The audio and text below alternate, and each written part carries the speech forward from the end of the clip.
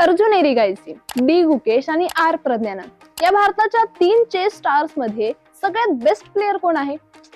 I know, प्रश्न खूप अवघड आहे मला माहितीये, पण भारताचे चॅम्पियन मेकर म्हणून ओळखले जाणारे कोच आर बी रमेश यांनी मात्र या प्रश्नावरचं आपलं उत्तर सांगून ठेवले. आर बी रमेश म्हणजे कोण हे कळालं ना? नुकत्याच झालेल्या कॅन्डिडेट स्पर्धेची विनर आर वैशाली हिच्या अवॉर्ड सेरेमनीसाठी स्पेशली दुबईहून सायप्रसला तिचं कौतुक करायला आलेले तिचे गुरु. वैशाली सोबतच प्रज्ञानंद, अरविंद चिदंबरम अशा देशातला पॉप्युलर प्लेयर्सचे रमेश हे तितकेच लोकप्रिय असलेले कोच आहेत. त्यामुळे आपल्या या 3 सर्वोत्कृष्ट प्लेयर्सच्या स्ट्रेंथ्स, त्यांच्यातलं लॉजिकल कंपॅरिझन याबद्दलचा आर बी रमेश सरांचा टेक नक्कीच महत्वाचा आहे. चला तर मग जाणून घेऊयात अर्जुन, गुकेश आणि प्रज्ञानंदच्या चेस गेमची कंपॅरिझन एका एक्सपर्टच्या नजरेतून. पण त्याआधी एजीसी स्पोर्ट्सला सबस्क्राईब केलं नसेल तर नक्की करा आणि अशाच इंटरेस्टिंग अपडेटसाठी बेल आयकॉनवर क्लिक करायला मात्र विसरू नका. भारतीय बुद्धिबळ सध्या एका अत्यंत इंटरेस्टिंग आणि थ्रिलिंग टप्प्यावर आहे. गेल्या काही दशकांमध्ये विश्वनाथन आनंद या दिग्गज खेळाडूने भारताला जागतिक स्तरावर ओळख मिळवून दिली. पण आजची पिढी, दिव्या देशमुख असो, डी गुकेश असो किंवा अर्जुन एरिगायसी, आताची ही पिढी त्या वारशाला सक्षमपणे पुढे नेते. या खेळाडूंना वेगवेगळ्या आंतरराष्ट्रीय मॅचेस मध्ये बघणं, त्यांचा खेळ लक्षात घेणं, स्ट्रॅटेजिस्टचा स्टडी करणं हे चेस फॅन्स साठीचं आवडतीचं काम. आणि रिसेंटलीच भारताचे स्टार प्रशिक्षक आर बी रमेश यांनी तरुणाईचे हिरोज असलेले 3 टॅलेंटेड प्लेयर्सच्या खेळाचा अनालिसिस केलाय आणि या तिघांच्या खेळांमधलं डिटेलिंग लक्षात घेऊन अगदी सूक्ष्म फरकांवर सुद्धा प्रकाश टाकलाय. आज आपण तेच फरक समजून घेतले तर आजच्या इंडियन चेसचं स्टेटस आणि भविष्याची दिशा आपल्याला जास्त क्लिअर होईल. मित्रांनो, आजच्या काळामध्ये बुद्धिबळ हा फक्त खेळ राहिलेला नाहीये, तर तो एक मेंटल स्ट्रेंथ, टेक्निकल प्रिपरेशन आणि डाटा अनालिसिस आणि सतत बदलणाऱ्या स्ट्रॅटेजीजचं एक मिश्रण बनलंय. आणि या सगळ्या पार्श्वभूमीवर अर्जुन एरिगायसी, डी गुकेश आणि आर प्रज्ञानंद यांच्याकडे जर पाहिलं ना तर कळतं की या तिघांची खेळण्याची शैली ही वेगवेगळी आहे, पण असं असूनही ते एकमेकांना पूरक आहे. पहिला खेळाडू म्हणजे सध्या वर्ल्ड चॅम्पियन असलेला भारताचा डी गुकेश.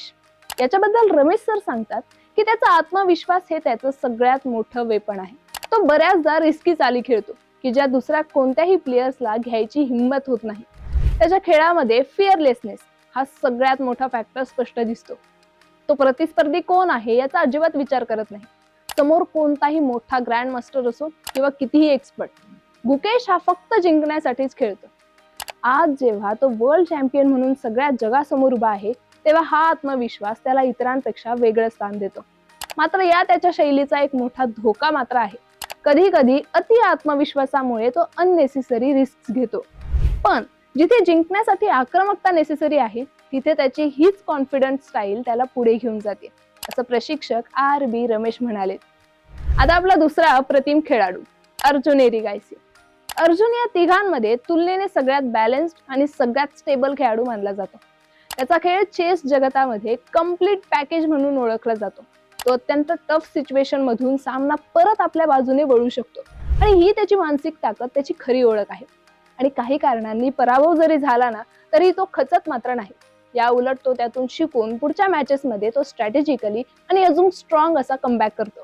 आजच्या खूप कॉम्पिटिटिव्ह झालेल्या चेस सर्किटमध्ये जिथे खेळाडूंना सततचा प्रवास, त्यांच्यावर असलेलं प्रेशर आणि एक्सपेक्टेशन्स सांभाळाव्या लागतात, तिथे अशी स्थिरता फार महत्वाची ठरते. त्यामुळे अर्जुनचा हा खेळ या तिघांमध्ये सगळ्यात कमी फ्लॅशी असला तरी तो सगळ्यात जास्त इम्पॅक्टफुल आहे आणि लॉंग लास्टिंग यशासाठी हाच गुण महत्वाचा आहे, असं रमेश सर सांगतात. त्यानंतर आपला तिसरा खूप महत्वाचा खेळाडू म्हणजे आर प्रज्ञानंद.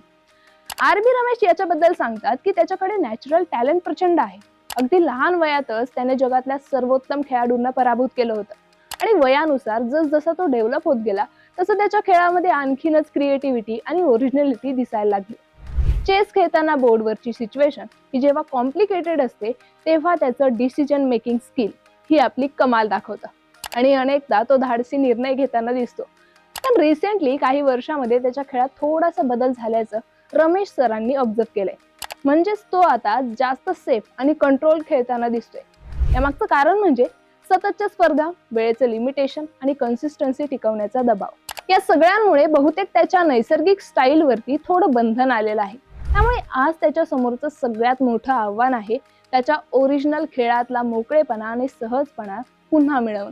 मित्रांनो, RB रमेश सरांचं मत लक्षात घेतल्यावर आपल्या लक्षात येईल की भारताच्या तरुण फळीतले खेळाडू हे नक्कीच कसे खेळतायत याबद्दल एक क्लिअरिटी तर आली आहे. आणि या खेळाडूंची तुलना केली ना तर एक महत्वाची गोष्ट लक्षात येते, ती म्हणजे तिघेही कुठल्या एकाच मार्गाने सक्सेसफुल झालेले नाहीये. म्हणजे बघा, गुकेश धाडस आणि आत्मविश्वासावर जास्त भर देतो, अर्जुन स्थिरता आणि मानसिक ताकदीवर जास्त लक्ष देतो. तसंच प्रज्ञानंदचं स्किल आहे क्रिएटिव्हिटी आणि नॅचरल टॅलेंट. ही व्हरायटीज इंडियन चेस साठी अत्यंत फायदेशीर आहे, कारण जागतिक स्तरावर प्रत्येक प्रकारच्या प्रतिस्पर्ध्याला सामोरं जाण्यासाठी वेगवेगळ्या स्टाईलची गरज असते. आज 2026 मध्ये भारत बुद्धिबळातली एक महासत्ता बनण्याच्या मार्गावर आहे. कितीतरी खेळाडू टॉप रँकिंग मध्ये आहेत आणि आंतरराष्ट्रीय स्पर्धांमध्ये भारताचा दबदबा हा वाढतच चाललाय. अर्थातच यामध्ये फक्त खेळाडूंचाच नाही तर प्रशिक्षक, टेक्निकल टीम आणि बुद्धिबळातलं कल्चर यांचाही मोठा वाटा आहे. थोडक्यात सांगायचं झालं तर अर्जुन, गुकेश आणि प्रज्ञानंद हे आजच्या जनरेशनसाठी फक्त खेळाडू नाहीयेत, तर वेगवेगळ्या सक्सेस मॉडेलचे प्रतीक आहेत. आणि त्यांच्याकडे बघून कुणी गुकेश सारखा धाडसी होऊ शकतो, कुणी अर्जुन सारखा स्थिर, तर कुणी प्रज्ञानंद सारखा क्रिएटिव्ह. आणि कदाचित या तिघांच्या गुणांचं कॉम्बिनेशन असलेला एखादा लहानसा खेळाडू पुढे जाऊन जगावर राज्यही करेल, हो की नाही?